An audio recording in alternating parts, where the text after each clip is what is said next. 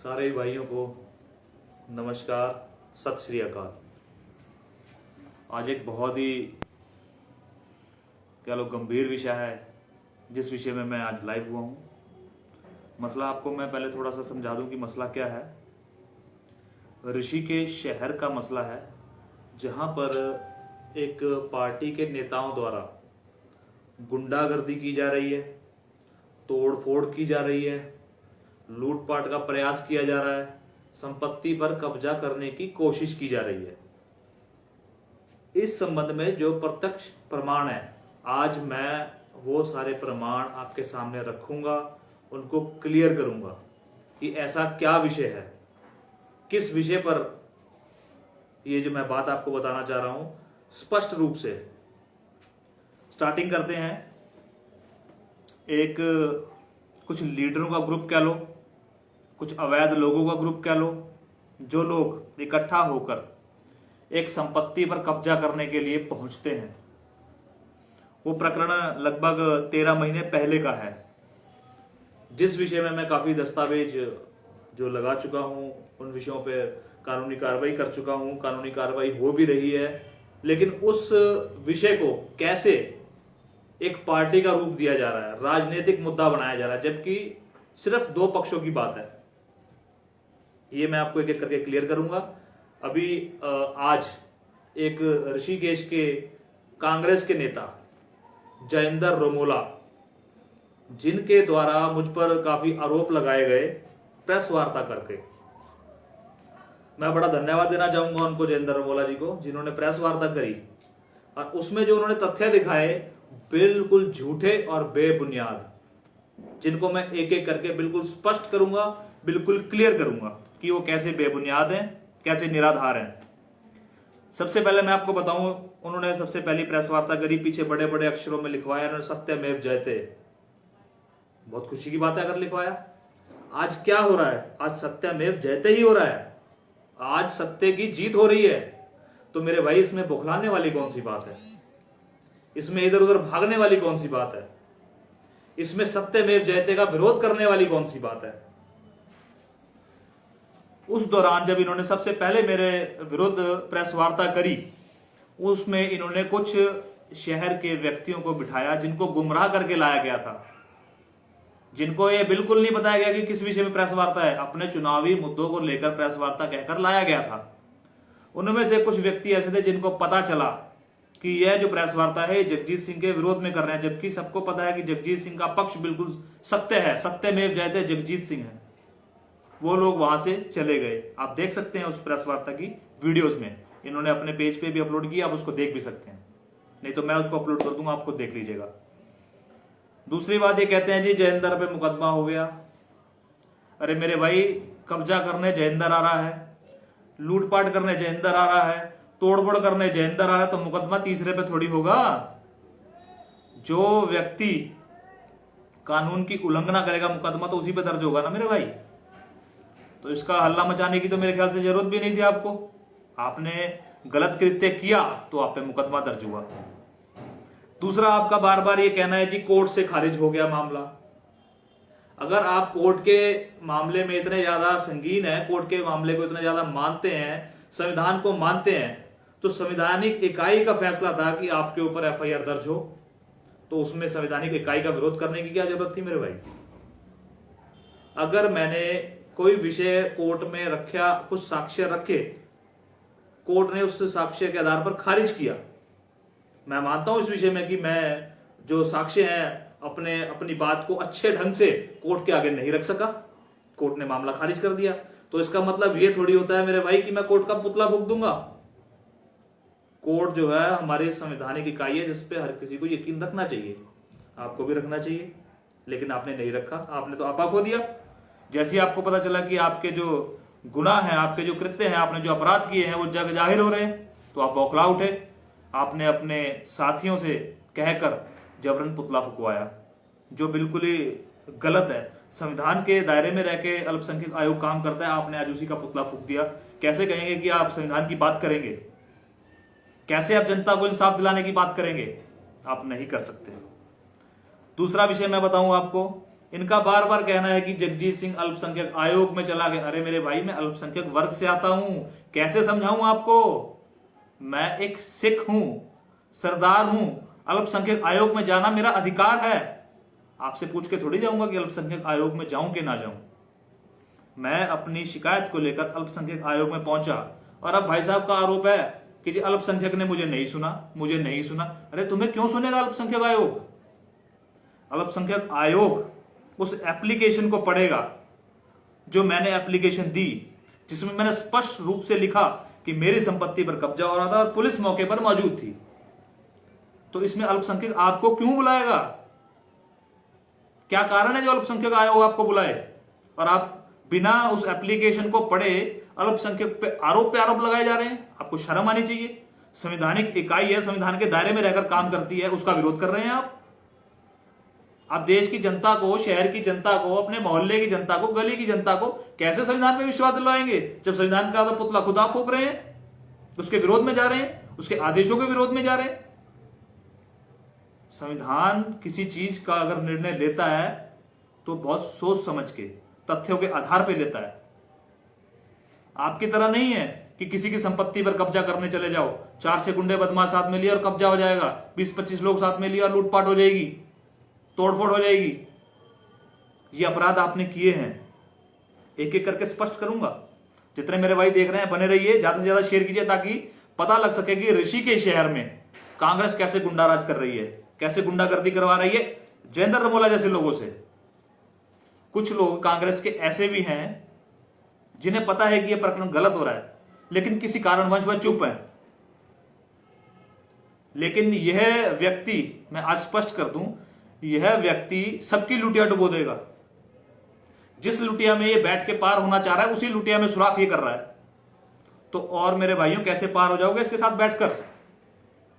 दूसरी बात, इनका फिर वही एक बार कहना, आयोग ने मुझे बुलाया नहीं, जयेंद्र रमोला को बुलाया नहीं। अरे क्यों बुलाएगा आयोग मेरे भाई? आपके खिलाफ थोड़ी मामला दिया मैंने, तो आयोग को बताया कि मेरी संपत्ति पर कुछ आपत्तिजनक लोग, अपराधी और प्रवृत्ति के लोग कब्जा कर रहे थे, पुलिस मौके पर मौजूद थी, पुलिस ने कोई कार्रवाई नहीं करी।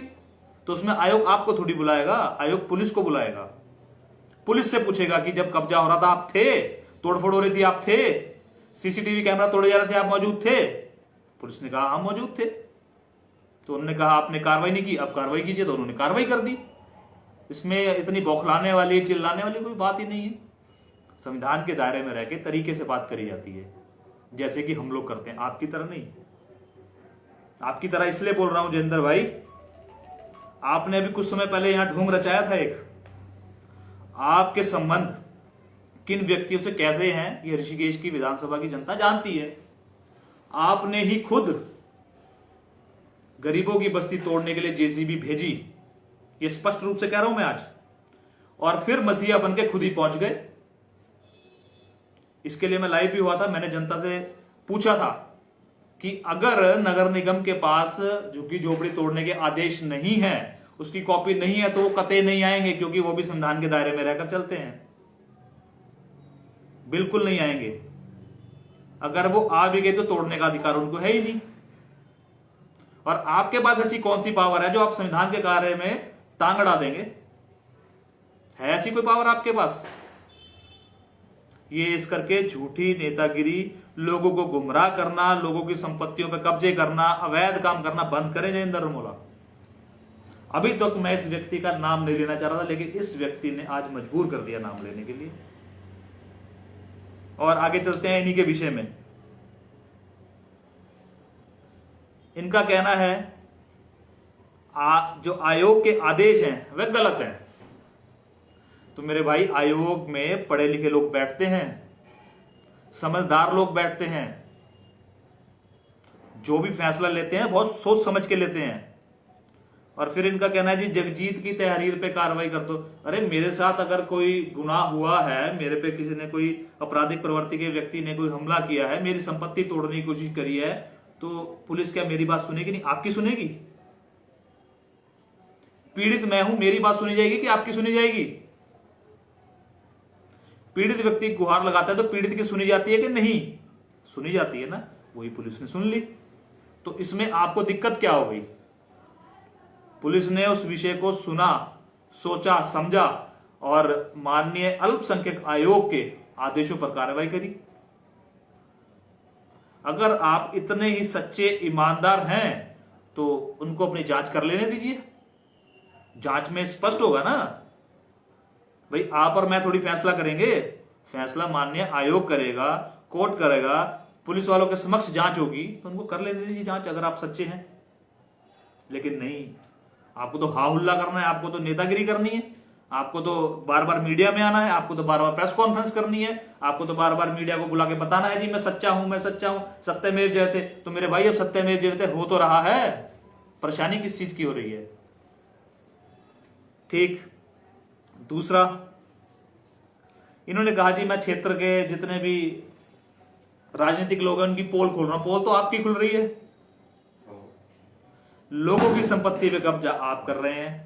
सरकारी पोल को अपनी संपत्ति आप समझ रहे हैं। मैं अपनी थोड़े लफ्जों को गलत नहीं बोलना चाहूंगा, ऐसे व्यक्तियों के लिए जो है मैं नहीं चाहूंगा कि अपने लफ्ज में खराब करूं। सरकारी पोल को अपनी संपत्ति समझने की कोशिश आपने करी। जो व्यक्ति सरकारी संपत्ति को कुछ नहीं समझता वो आम जनता की संपत्ति को कैसे छोड़ेगा? नहीं छोड़ेगा वो।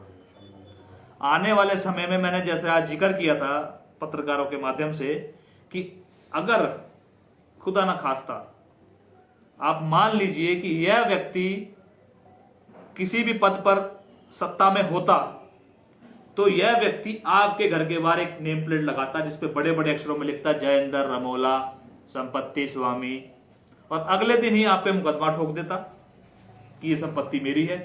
अगर आप इसका विरोध करते तो ये आपका पुतला फूंक देता, आप थाने में जाते तो ये वहां विरोध करने पहुंच जाता, आप न्यायालय में जाते तो ये फिर आपका विरोध करता, आयोग में जाते ये पुतला फूंकता। तो ये कहां रास्ता छोड़ेगा आपके लिए? ऋषिकेश विधानसभा की जनता इस चीज को सोचे और समझे, क्योंकि ये समझने की जरूरत है, इस विषय को देखने की जरूरत है कि इस प्रकरण में हो क्या रहा है। अधिकतर लोगों को इस विषय में गुमराह किया जा रहा है। अभी एक एक पॉइंट सारा इनका क्लियर करता हूंगा मैं कि जैसे इनका बार बार कहना है संपत्ति किसकी थी, कहां से, सारी चीजें क्लियर हूं और टोटल दस्तावेज मेरे पास है, सरकारी दस्तावेज है मेरे पास। उसी के बिहाफ पे मैं जो आपके आज रूबरू हुआ हूं। अब इन्होंने कहा मेरे पे जी कोविड को लेकर मुकदमा हुआ, तो मेरे भाई कोविड के कुछ नियम थे पालन कर लेते, नियमों का पालन करते मुकदमा आप पे नहीं होता। लेकिन आपने तो पालन करना नहीं है, आपने तो सोच रखा है कि शहर बस आपके है, तो बाकी आप समझदार ही हैं। फिर इन्होंने कहा जी मेरे पे मुकदमा हो गया जी, मैंने खंबे पे वो पुताई करके अपना नाम लिख दिया। क्यों लिखा मेरे भाई? क्या आपको इतना नॉलेज नहीं है? कि आपको इतना नहीं पता कि वो सरकारी संपत्ति है? इस चीज की नॉलेज नहीं है आपको कि सरकारी संपत्ति से छेड़छाड़ नहीं की जाती। आम जनता की तो छोड़ नहीं रहे, आप सरकारी संपत्ति के पीछे भी पड़ गए हैं। कुछ तो शर्म करो। ऋषिकेश में बहुत ही शांत प्रिय माहौल है जिसको आप जैसे लोग खराब करने का कार्य कर रहे हैं। अब इन्होंने कहा जी प्रॉपर्टी डिस्प्यूट है जी, मेरे ऊपर मुकदमा लग गया। तो मेरे भाई मुकदमा तो तभी लगा ना जब आप वहां पर तोड़फोड़ कर रहे हैं, जिसके तथ्य प्रमाण हैं। मुकदमा तो तभी होता है ना जब पुलिस देखती है कि इस विषय में कुछ है, या ऐसी कोई किसी के भी ऊपर मुकदमा लिखवा दे मुकदमा हो जाएगा। तो मुझे बताइए, मुझे आज 13 महीने हो गए हैं लड़ते हुए, आज 13 महीने बाद जाकर आदेश आया है, 13 महीने बाद जाकर मुकदमा हुआ है। और आप जो ढिढोरा पीटते फिर रहे हैं सत्यमेव जयते, मैं सत्य हूं। सत्यमेव जयते तो अब हो रहा है जयेंद्र भाई, ध्यान रखिए, सत्यमेव जयते अब हो रहा है। फिर ये मैं बात करता हूं व्यक्तिगत तौर पे जयेंद्र की, जयेंद्र रमोला की। ये क्या करते हैं, उस विषय को घुमाकर बार बार ले जाते हैं कांग्रेस पार्टी की तरफ कि हम कांग्रेसी हैं, हमारे पे मुकदमे। अरे मेरे भाई तुम्हारे पे मुकदमा किया, कांग्रेस पार्टी में मुकदमा थोड़ी किया मैंने। अगर आप उस तहरीर को पढ़ें तो मैंने मुकदमा आपके ऊपर किया है, कांग्रेस पार्टी के ऊपर मुकदमा नहीं किया। और आप जबरन इस मुद्दे को राजनीतिक मुद्दा बनाना चाहते हैं। आप चाहते हैं कि आप इसको राजनीतिक मुद्दा बनाएं, आने वाले चुनाव में इसका श्रेय लें। ऐसा बिल्कुल नहीं होगा। ऋषिकेश विधानसभा की जनता जागरूक है, आपकी तरह मूर्ख नहीं है। फिर इनका कहना था आयोग ने मुझे नहीं सुना, जिसका मैं जवाब दे चुका हूं। आयोग आपको नहीं सुनेगा, उसका कारण यही है क्योंकि आयोग में जो एप्लीकेशन दी गई थी वो दी ये गई थी कि पुलिस वालों ने कार्रवाई नहीं की। तो अब पुलिस वालों ने कार्रवाई कर दी। आयोग आपको क्यों बुलाएगा? आप कौन होते हैं? आप हैं कौन जिनको आयोग बुलाए? फिर इनका कहना है कि चतर सिंह का रास्ता रोक दिया गया। शुरू से गीत गाते आ रहे हैं, उस गीत को मैं बिल्कुल स्पष्ट करूंगा। शुरू से गीत गा रखा है, चतर सिंह का रास्ता रोक दे, चतर सिंह का रास्ता रोक दे। कहां रोका मेरे भाई रास्ता? कौन से चतर सिंह की आप बात कर रहे हैं? उस चतर सिंह की बात कर रहे हैं जिसकी संपत्ति उसी के भाई ने खरीदी, हमसे खरीदी, औने पौने दामों में खरीदी। उस चतर सिंह की बात कर रहे हैं आप? आज भी उस संपत्ति की रजिस्ट्री अगर आप चेक करें, मैं उस रजिस्ट्री की कॉपी दे सकता हूं। वह संपत्ति चतर सिंह के भाई के नाम है, आप चेक कर लीजिए। और ये हल्ला मचाते हैं साहब चतर सिंह को रोक लिया, चतर सिंह का रास्ता रोक लिया। कौन सा रास्ता रोका? मुझे दिखाओ, कोई प्रमाण है आपके पास?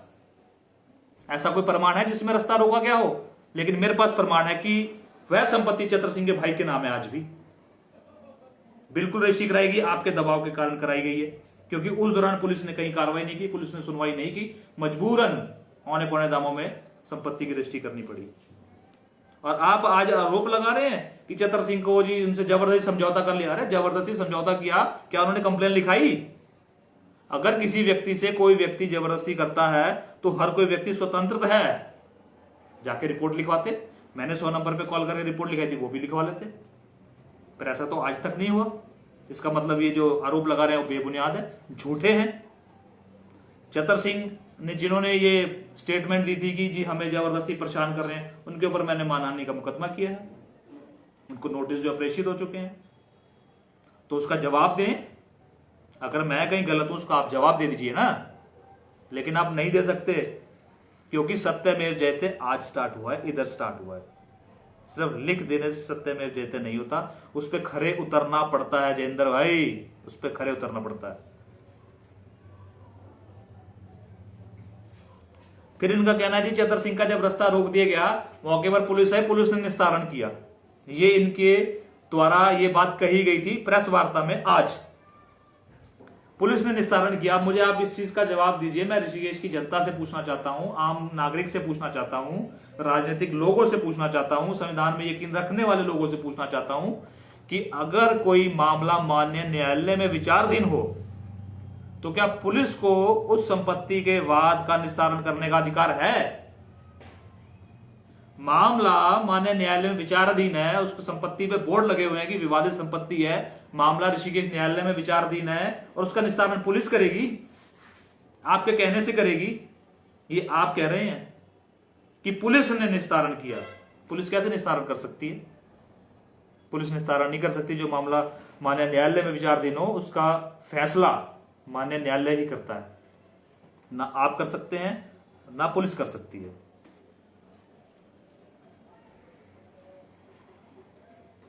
और इनका एक विषय में और मैं आपको स्पष्ट कर दूं, इन्होंने कहा जी देशद्रोह और हत्या के मुकदमे दर्ज हैं, ऑनलाइन चेक कर सकते हैं। तो मेरी रिक्वेस्ट है आप ऑनलाइन चेक कीजिए। यह व्यक्ति जनता के सामने, प्रेस वालों के सामने, मीडिया के सामने बैठकर झूठ बोल रहा है। जिस मुकदमे का ये हवाला बार बार देता आ रहा है कि हत्या का मुकदमा दर्ज है, आप देख लीजिए उसमें मैं बरी हूं, मैं दोष मुक्त हूं। उसमें बाय मिस्टेक पुलिस ने कहा, बाय मिस्टेक पुलिस मुझे ले गई थी और मुझे वहां की कोर्ट ने डिस्चार्ज किया है। तो ये भाई साहब कोर्ट से ऊपर अपने आप को समझते हैं, बार बार हत्या का मुकदमा दर्ज। मेरे भाई कुछ उसके तथ्य भी तो पेश करेंगे आप जो आज आपने बैठ के प्रेस वार्ता में बताया कि हत्या का मुकदमा दर्ज है, ऑनलाइन देख सकते हैं। तो मेरी रिक्वेस्ट है जितने मेरे भाई मुझे देख रहे हैं, आप उसको चेक कीजिए कि ऑनलाइन वो मुकदमा है या नहीं। वो मुकदमा तो कब का मैं उस मुकदमे से डिस्चार्ज हो चुका हूं, मेरे पास उसकी सर्टिफाइड कॉपी भी है। तो ये आप देखिए ऋषिकेश की जनता से कितना ज्यादा झूठ बोलने का काम जयेंद्र रमोला कर रहा है और खुद को साफ सुथरी छवि वाला बताना चाहते हैं। इनकी छवि मैं अभी धीरे धीरे आपको बताता जा रहा हूं, कितना झूठ इन्होंने आज मीडिया के सामने बोला। जनता को गुमराह करने का काम कर रहे हैं। अपने साथ जिन व्यक्तियों को बिठाया, कम से कम उनकी शर्म कर लो। सम्मानित व्यक्ति हैं वो शहर के, आप उनको बगल में बिठा के झूठ बोल रहे हैं, हदें पार कर रहे हैं झूठ की, बेबुनियाद बातें कर रहे हैं, निराधार बातें कर रहे हैं। इसको राजनीति नहीं बोलते, इसको राजनीति नहीं, इसको आपराधिक प्रवृत्ति का व्यक्ति बोलते हैं, जैसे कि आप हैं। अपराध आपके खिलाफ मामले में मुकदमा दर्ज है, जांच चल रही है, और मैं स्पष्ट तौर से बताता हूं इस मामले में आप कहां कहां थे, कैसे कैसे थे, इसका ब्यौरा मैं आपको देता जा रहा हूं अभी। इनका कहना है जी भड़काऊ पोस्ट डालता है। मेरे भाई कौन सी भड़काऊ पोस्ट पढ़ ली आपने? आपके खिलाफ बोल दिया तो वो भड़काऊ हो गई? अगर मैंने जयेंद्र रमोला का काला चिट्ठा खोल दिया, उसकी जन्म कुंडली खोल दी, उसके द्वारा किए जा रहे अपराध खोल दिए, उसके द्वारा जनता को जिनको सताया जा रहा है उसकी सारी डिटेल खोल दी, इनके द्वारा किए जा रहे कुकर्म खोल दिए, तो ये भड़काऊ भाषण हो गया, ये भड़काऊ पोस्ट हो गई।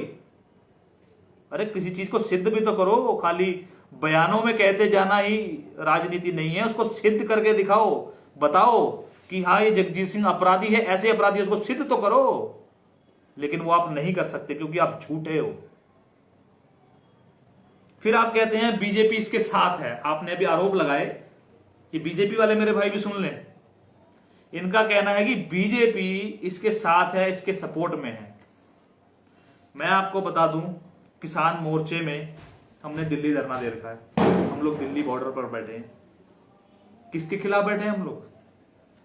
भाजपा के काले कानूनों के खिलाफ बैठे हैं हम लोग। बैठे हैं कि नहीं बैठे? और आप बता रहे हैं कि मेरे साथ भाजपा है। अगर मेरे साथ भाजपा होती, जयेंद्र भाई कान खोल लीजिए जरा, हाँ थोड़ा इधर ध्यान दीजिए, कान खोल लीजिए। अगर मेरे साथ भाजपा होती तो यह जो आपके खिलाफ मुकदमा दर्ज हुआ है, इस मुकदमे को दर्ज होने में 13 महीने नहीं लगते, सिर्फ 13 मिनट में मुकदमा दर्ज होता अगर भाजपा साथ होती। लेकिन मैं आपको स्पष्ट कर दूं, यह लड़ाई 13 महीने लड़ी है मैंने। 13 महीने लड़ाई लड़ने के बाद मुकदमा दर्ज हुआ है, और आप आरोप लगा रहे हैं कि बीजेपी साथ है। ये गंदी राजनीति करना चाह रहे हैं आप। ऋषिकेश विधानसभा में गुमराह कर रहे हैं लोगों को, बदनाम करना चाह रहे हैं राजनीतिक लोगों को। शर्म आनी चाहिए आपको। फिर आपका कहना है यह एक राजनीतिक षड्यंत्र है, यह आपका कहना है जयेंद्र भाई, सुन लीजिएगा। राजनीतिक षड्यंत्र, राजनीतिक षड्यंत्र तो इसको आप बना रहे हैं। मैं तो स्पष्ट रूप से अभी तक कहता आ रहा हूं कि मेरी संपत्ति पे जयेंद्र रमोला अपने गुंडे लेके कब्जा करने आया।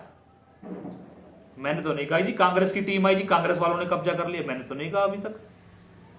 आप बार बार कांग्रेस को भी बदनाम कर रहे हैं अपने साथ साथ। कांग्रेस की लुटिया अगर डूबेगी तो आपके कारण डूबेगी, आप डूबेंगे कांग्रेस की लुटिया।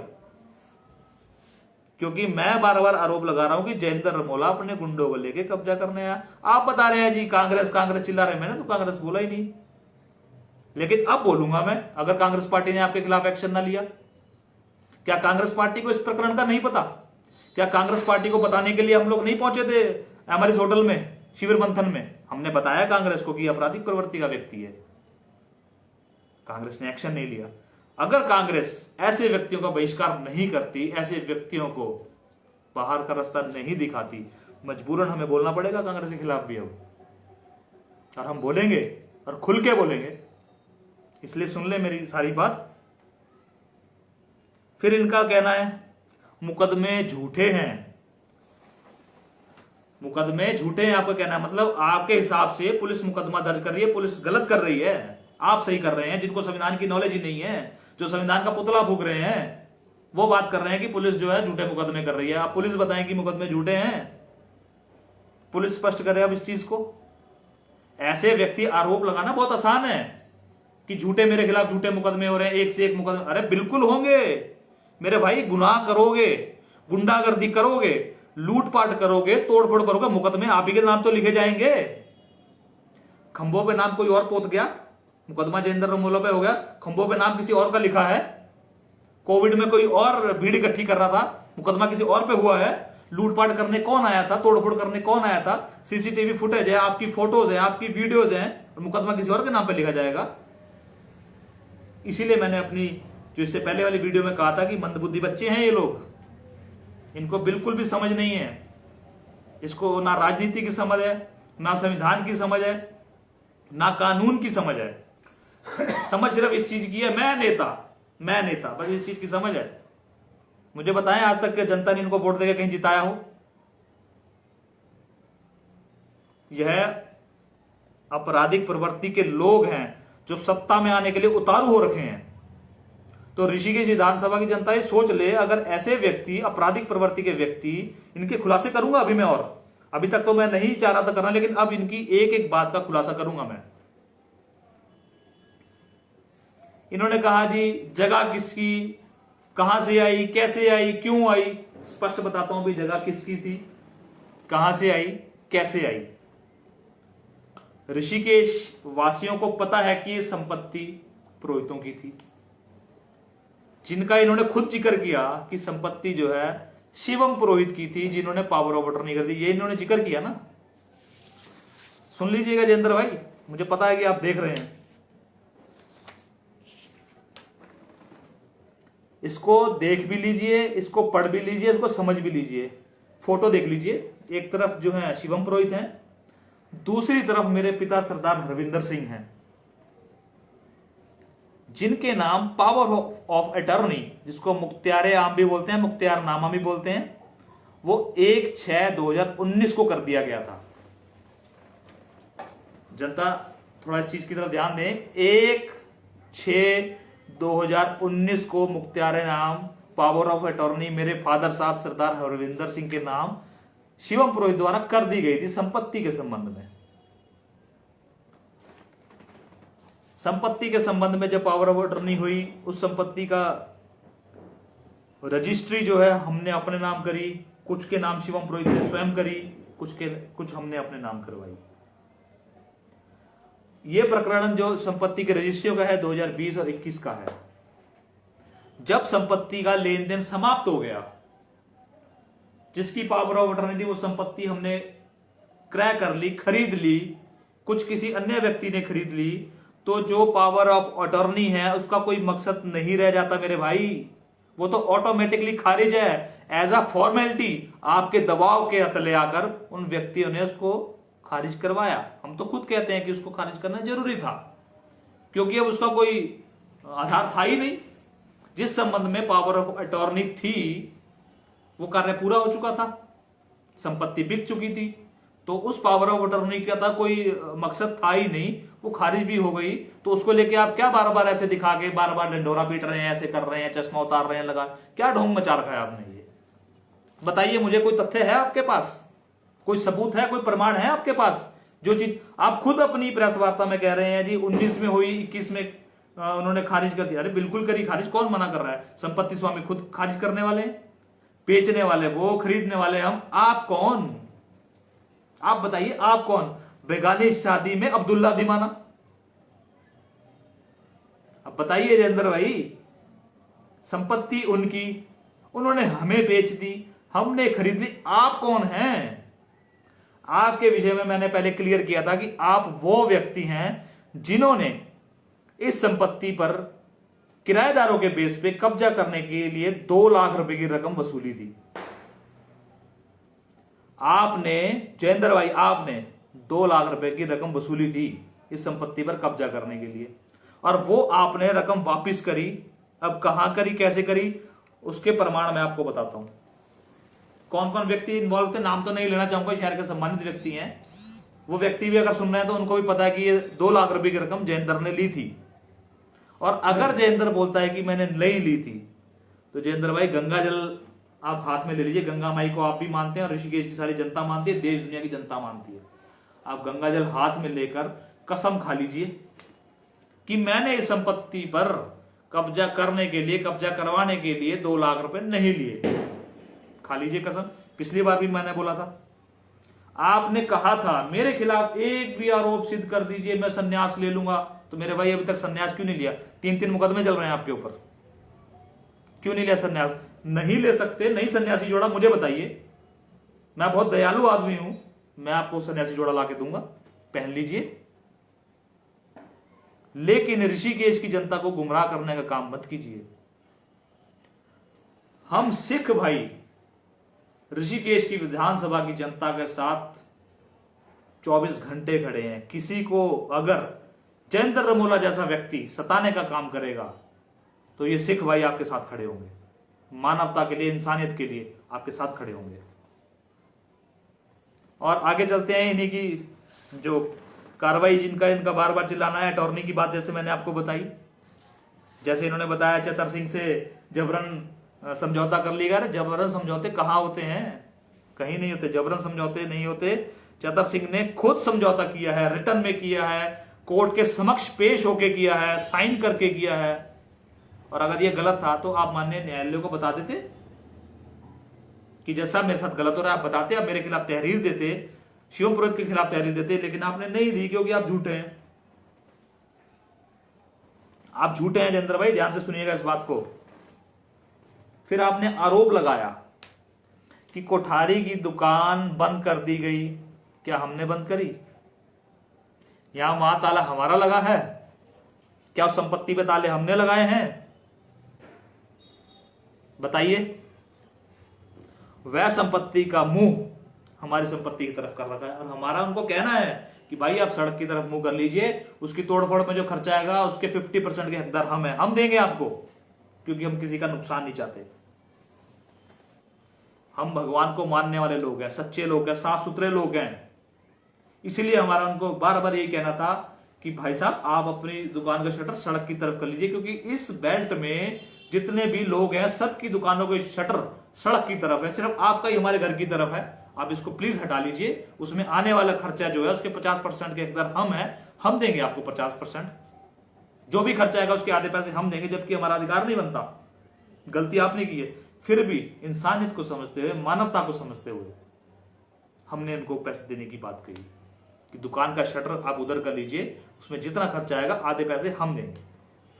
लेकिन आज तक वह व्यक्ति चुप रहा। अब कुछ समय बाद जो विजय कोठारी है उसका बेटा और उसका दामाद आरोप लगाते हैं। अब मैं बता दूं, स्पष्ट कर दूं, ये जयेंद्र भाई के दबाव में लिखाया गया। कहा गया कि मुझे जो है जान से मारने की धमकी दी गई। मुकदमा दर्ज हो गया। मैं नहीं कहता मुकदमा उन्होंने गलत दर्ज किया, पुलिस ने किया है, पुलिस इसकी जवाबदेही है, मैं जवाबदेही नहीं हूं। पुलिस इस विषय में जांच करे, मैं आरोपी पाया जाता हूं, मैं सजा का हकदार हूं, मैं मना नहीं करता, लेकिन इसकी निष्पक्ष जांच हो, इसमें दोषी जो पाया जाए उसके खिलाफ कार्रवाई हो। अगर मैं किसी को धमकी दे रहा हूं, मेरी लोकेशन तो वहां होगी मेरे भाई, कहीं ना कहीं सीसीटीवी तो होंगे। मैं आपको कब मिला, कहां मिला, कुछ तो डिटेल बताइए। आज आप आरोप लगा रहे हैं कि बीजेपी के कहने से मुकदमा दर्ज हो गया। मैं कहता हूं आपके कहने से मुकदमा दर्ज हुआ ये, जिसमें साफ साफ लिखा गया कि मैंने और एक पत्रकार ने एक व्यक्ति को जान से मारने की धमकी दी। आप स्पष्ट कर दीजिए इस चीज को। वह व्यक्ति ही बता दे मुझे कब मिला, कहां मिला, कोई मेरी लोकेशन वहां की हो, मैंने धमकी दी, किसी ने देखा हो या कहीं सीसीटीवी कैमरे लगाओ, ऐसा कोई प्रमाण नहीं है ना। क्योंकि यह मुकदमा आपके कहने से दर्ज हुआ, पुलिस ने किया, पुलिस इसमें जांच कर रही है। मैं दोषी पाया जाऊंगा, मैं सजा का हकदार होऊंगा, मैं मना नहीं करता। संविधान के दायरे में रहकर बात कर रहा हूं मैं, आपकी तरह हवा में बातें नहीं करता। ध्यान से सुनिएगा जयेंद्र रमोला भाई, आपने कहा 2022 में जनता जवाब दे। जनता आपके कहने से जवाब देगी? आपके कहने से जनता जवाब देगी? आप होते कौन है जनता को कहने वाले कि जनता जवाब दे? जनता अपने आप निर्णय लेती है। अगर किसी के कहने से निर्णय लेना होता, अगर किसी के कहने से निर्णय लेना होता तो क्या आज तक जनता ने आपकी सुनी ही नहीं? इतने सालों से आप कह रहे हैं जी मेरा 16 साल का करियर है, मैं कहता हूं, जनता ने आज तक तो आपकी सुनी नहीं। जनता खुद निर्णय लेने के लिए सक्षम है, आजाद है, किसी के दबाव में जनता निर्णय नहीं लेती। और आप ही जनता पे दबाव बनाना बंद करें। जैसे जगह जगह आप जा रहे हैं, आपका जन्मदिन है, आप खुद ही पैसे खर्च कर रहे हैं, खुद ही बता रहे हैं जी मुझे बुला लो, मेरा जन्मदिन है, मैं यहां प्रोग्राम कराता हूं, मुझे। ये तरीके गलत हैं। ऋषिकेश की जनता जानती है इन ढोंग को। ऐसे ढोंगियों को जो है जनता जवाब देगी और जरूर देगी।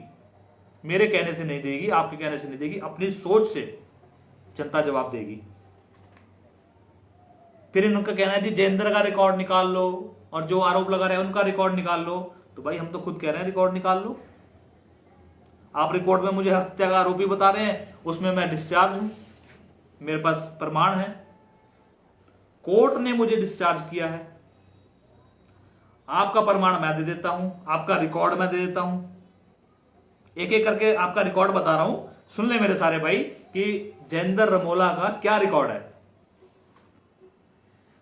ऋषिकेश में चंद्रेश्वर मार्ग के बगल में इतनी झुग्गी झोपड़ियां हैं, उनको तुड़वाने वाला जयेंद्र रमोला है, उस पर राजनीति करने वाला जयेंद्र रमोला है।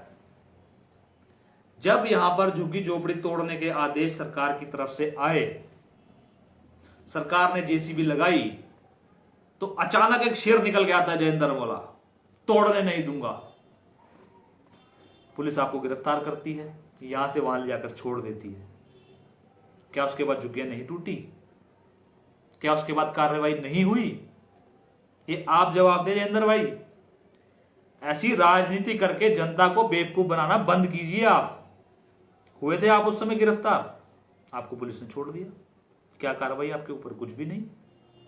फिर यहां जेसीबी भिजवा के आप खुद चौड़े हो जाते हैं, जी मैं नहीं तोड़ने दूंगा। अरे वो तो वैसे भी नहीं तोड़ सकते मेरे भाई, अगर उनके पास कोई सरकारी दस्तावेज नहीं है, कोई आदेश नहीं तोड़ सकते वो।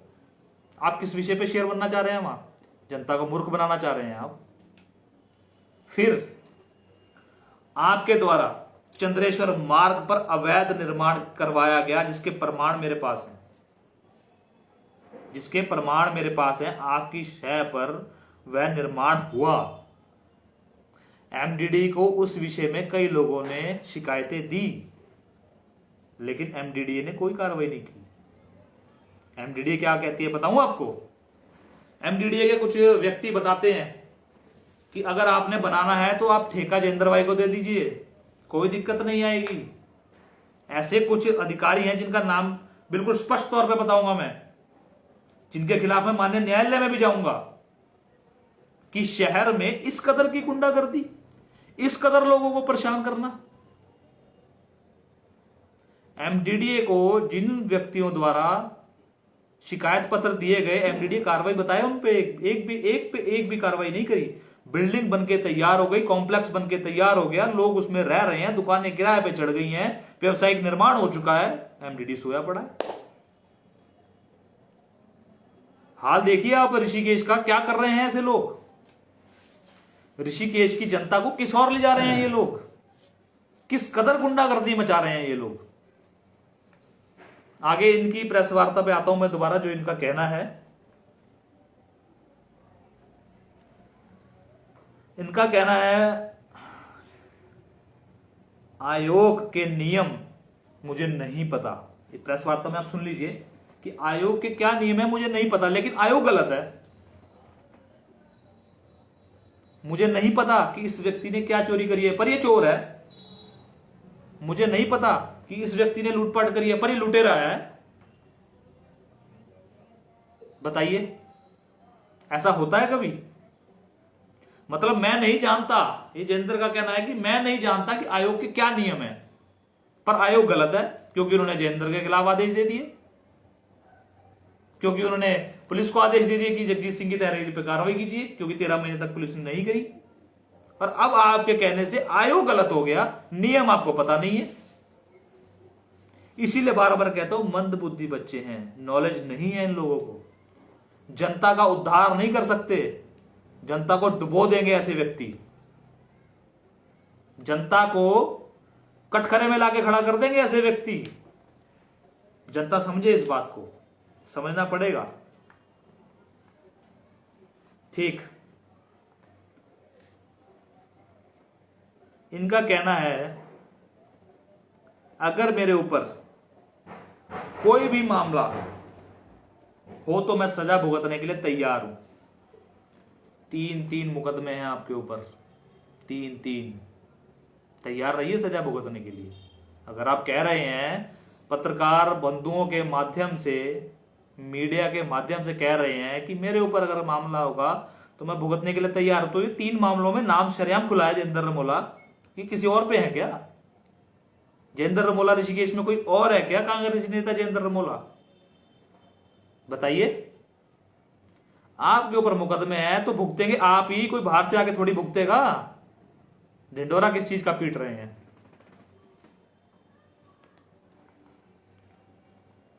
इनका कहना है कि भाई इस विषय में निष्पक्ष जांच हो।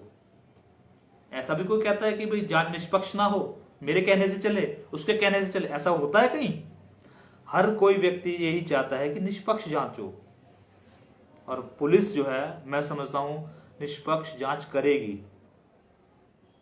अगर कोई निचले स्तर का अधिकारी जांच निष्पक्ष नहीं करता तो पीड़ित को अधिकार होता है कि वो उच्च अधिकारी के पास जाए, उच्चतम न्यायालय के पास जाए, उच्चतम आयोग के पास जाए, और वैसा ही हमने किया। निष्पक्ष जांच जरूर होगी। सत्यमेव जयते, सत्यमेव जयते। भूमि कहां से आई, किसकी है, ये तो मैं आपको बता चुका हूं, क्योंकि अपनी प्रेस वार्ता में कई बार बोल चुके हैं भूमि कहां से आई, किसकी है। अरे मैंने बता तो दिया मेरे भाई, पहले मैंने दस्तावेज भी लगा चुका हूं मैं इस चीज के कि शिवम पुरोहित की संपत्ति थी, मेरे पिता सरदार हरविंदर सिंह जी के नाम पावर ऑफ अटॉर्नी थी। और कितनी बार आपको बताना पड़ेगा, दस्तावेज भी मैं लगा चुका हूं हर एक जगह पर। और अगर किसी मेरे भाई को, पत्रकार बंधु को इस विषय में चर्चा करनी हो तो वेलकम है, 24/7 वेलकम है आप लोगों का। आप आइए, मैं आपको दस्तावेज दिखाऊंगा, मौके की संपत्ति दिखाऊंगा, सीसीटीवी कैमरे तोड़ते हुए की वीडियो फोटो सब दिखाऊंगा, जो मैंने आयोग के समक्ष भी पेश करी। और अब मैं ऋषिकेश के जो हमारे आईओ उनके समक्ष भी पेश करूंगा, और मेरे को पूरा भरोसा है कि आईओ निष्पक्ष जांच करेंगे। इसमें कहने वाली कोई बात ही नहीं है, उनका फर्ज है ये। 1% नहीं करेंगे तो उच्च अधिकारी और भी हैं, उनके माध्यम से जांच हो सकती है। अब इनका कहना है जी मेरे परिवार पे हमला करवा सकते हैं। अरे बलवा वाली धारा तो आप पे लगी है और हमला हम करवा सकते हैं। लूटपाट करने, तोड़फोड़ करने गुंडे लेके आप आते हैं, सीसीटीवी फुटेज है, मुकदमा आपके खिलाफ दर्ज है, और आप कह रहे हैं जी मेरे परिवार पे हमला कर सकते हैं। बार बार जो आप इस चीज को कहना चाहते हैं, आप चाहते हैं कि ऋषिकेश की जनता आप पे तरस खाएगी, ये बेचारे रमोला जी हैं, इन पे हमला हो सकता है। ऐसा होता है कहीं? गुंडों की टीम आपके पास है, तोड़फोड़ करने आप आए, कब्जा करने आप आए, कब्जा करने के लिए 2 लाख आपने लिए, संपत्ति पे तोड़फोड़ आपने करी, और आप पे हमला होगा, जयेंद्र रमोला पे हमला होगा। बच्चों वाली बातें कर रहे हैं, इसीलिए तो बार बार कह रहा हूं मंदबुद्धि बच्चे हैं ये, समझिए जरा गौर से इस बात को। फिर इनका कहना है जी बीजेपी की सपोर्ट है। अरे मेरे भाई, बीजेपी की सपोर्ट होती तो मुकदमा दर्ज होने में 13 महीने नहीं लगते, मुझे दर बदर धक्के नहीं खाने पड़ते, पुलिस तुरंत कार्रवाई करती है अगर बीजेपी की सपोर्ट होती, जैसा मैंने अभी पहले बताया। तो ये समझ लें कि जनता को गुमराह ना करें, जनता जानती है, जनता जागरूक है, आपकी तरह मूर्ख नहीं है। फिर इनका कहना है मैं मुकदमों से डरने वाला नहीं हूं। अरे मुकदमे आपको डराने के लिए थोड़ी है मेरे भाई, मुकदमे सच और झूठ का फैसला करने के लिए कि आप इसमें दोषी हैं या नहीं।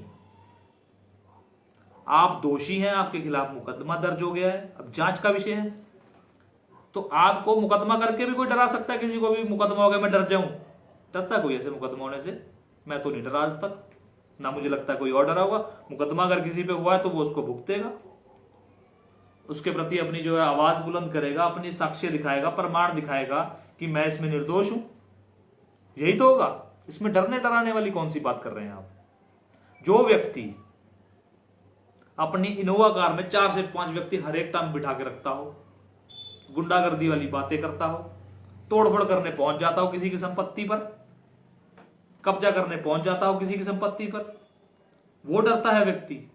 बताइए मुझे, मतलब कैसे हास्यहीन भाषा का प्रयोग ये करते हैं और बताते हैं जी मुझे डर है, मेरे परिवार पे हमला हो सकता है, ऐसा हो सकता है। पुलिस प्रोटेक्शन चाहिए आपको तो सीधा पुलिस को बोलिए ना कि आपको प्रोटेक्शन दे। आपको गनमैन चाहिए, आप बताइए उनको आपको गनमैन चाहिए। ये ड्रामा करने की जरूरत नहीं है, स्पष्ट रूप से बताइए कि भाई मुझे गनमैन की जरूरत है। ये ड्रामा मत कीजिए जी मुझे मेरे परिवार को खतरा है, मैं डरता हूं जी। आपका भाई वकील है, आपकी अच्छी पकड़ है, कांग्रेस की आप लीडर हैं। अगर आप डर जाएंगे जनता का क्या होगा? जनता को कैसे बचाएंगे? आप खुद डर रहे हैं और आप बात कर रहे हैं विधानसभा जनता को उनके आगू बनने की, उनके मुखिया बनने की। डर तो खुद रहे हैं। बार बार बताते हैं जी मुझ पे हमला हो सकता है। अरे कौन करेगा हमला आपके ऊपर? आप तो मुकदमों से डर रहे हैं। आपको कोई हमला भी करेगा, मुकदमों से तो आप डर रहे हैं। बौखलाहट में आप संविधान के दायरे में रहकर जो अल्पसंख्यक आयोग काम करता है उसका विरोध करवा रहे हैं और आपको डर लगता है। कैसी बच्चों वाली बातें करें? फिर वही बात आ गई ना, बुद्धिहीन बच्चे हैं, मंद बुद्धि बच्चे हैं, समझ इनको है नहीं।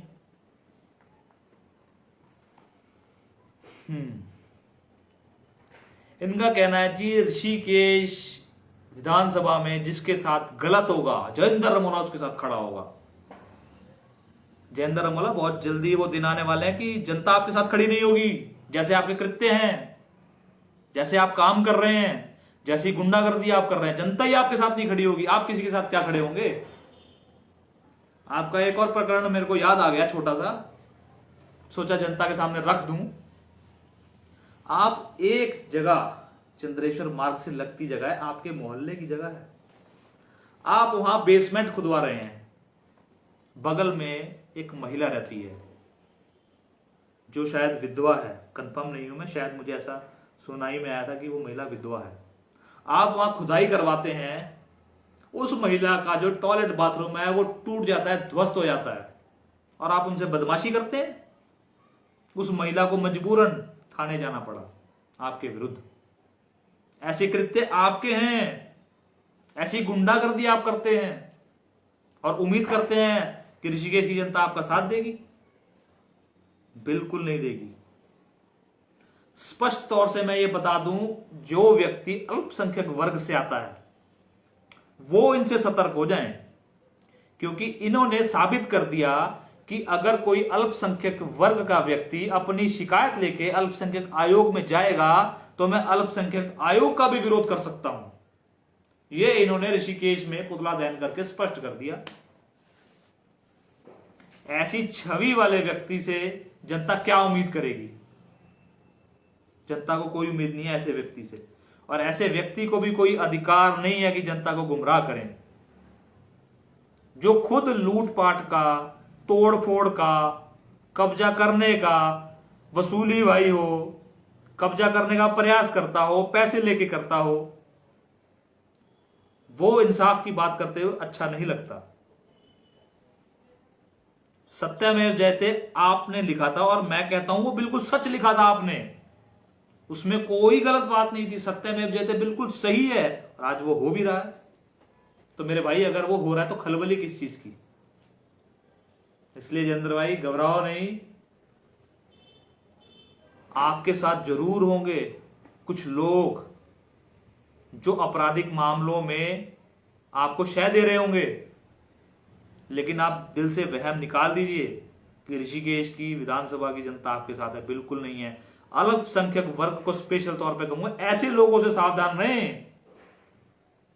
मैं आपकी इन बातों को जनता के बीच जाके भी करूंगा, क्योंकि आपने स्पष्ट रूप से प्रेस वार्ता करके मेरा नाम लिया है, तो मुझे भी कोई गुरेज नहीं है कि मैं आपका नाम लूं, सच्चाई जनता को बताऊं। सच्चाई मैंने जनता के सामने रखी है, तथ्य रखे हैं, प्रमाण रखे हैं। अब ये जयेंद्र रमोला इसमें जवाब दे एक बार कि जिस पावर ऑफ अटर्नी की तू बात कर रहा था मेरे भाई, वो पावर ऑफ अटर्नी की असलियत तो मैं खुद बता चुका हूं। जिस संपत्ति की तू बात कर रहा था कि पीड़ित हैं, इनको तंग किया जा रहा है, रास्ता रोक, अरे वो तो खुद संपत्तियां बेच रहे हैं। और अगर किसी मेरे भाई को अभी भी यकीन ना आ रहा हो तो मैं एक रजिस्ट्री आपको दिखाना चाहता हूं, जिस रजिस्ट्री में पिछली प्रेस वार्ता में इनके साथ बैठे थे सतीश कोठियाल, जिन्होंने खड़े होकर माइक पे कुछ शायद बहुत अच्छा भाषण देते हैं, उन्होंने भाषण भी दिया था, समझ में नहीं आया लेकिन भाषण दिया था उन्होंने कुछ। उनका स्पष्ट कर दूं, जिस संपत्ति पर ये लोग कब्जा करने हैं उसी संपत्ति की रजिस्ट्री है जिसपे ये किराएदार अपने आप को बता रहे थे, उसी संपत्ति के किराएदार हैं ये। उसी संपत्ति की रजिस्ट्री होती है, आप देख लीजिए। रजिस्ट्री के नंबर वगैरह डिटेल सारी आपको मैं बिल्कुल दूंगा, क्योंकि ऋषिकेश में जितना भी ये गुंडा राज चल रहा है इसको हम चलने बिल्कुल नहीं देंगे। ध्यान से देखिए इस चेहरे को, यह चेहरा है सतीश कोठियाल का। आधार कार्ड लगा हुआ है, आधार कार्ड नंबर चेक कर लीजिए। यह व्यक्ति है वो सतीश कोठियाल जो कह रहा है जी मुझ पे दबाव है। अरे दबाव, रजिस्ट्री करवा रहे हो, पैसे ले रहे हो, खुद शामिल हो रहे हो, गवाह में शामिल हो रहे हो, किस चीज का दबाव है? दबाव में एप्लीकेशन क्यों नहीं लिखाई कि मेरे से गलत रजिस्ट्री करवाई, मुझे दबाव में लिए क्यों नहीं लिखवाई मेरे भाई? रजिस्ट्रार ऑफिस में खड़े होकर आपने गवाही दी इस चीज की कि संपत्ति मेरी सहमति से बिक रही है।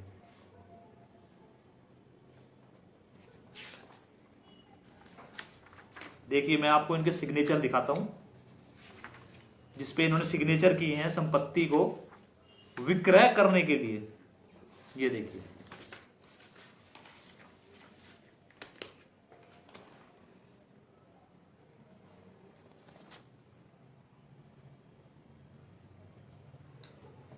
उसकी फोटो मुझे भाई वहां पर ये जो मैंने आपको भी दिखाई, यह फोटो सतीश कोठियाल ने रजिस्ट्रार ऑफिस में अपने थंब प्रिंट भी दिए, अपने सिग्नेचर भी किए, अपनी फोटो भी खिंचवाई।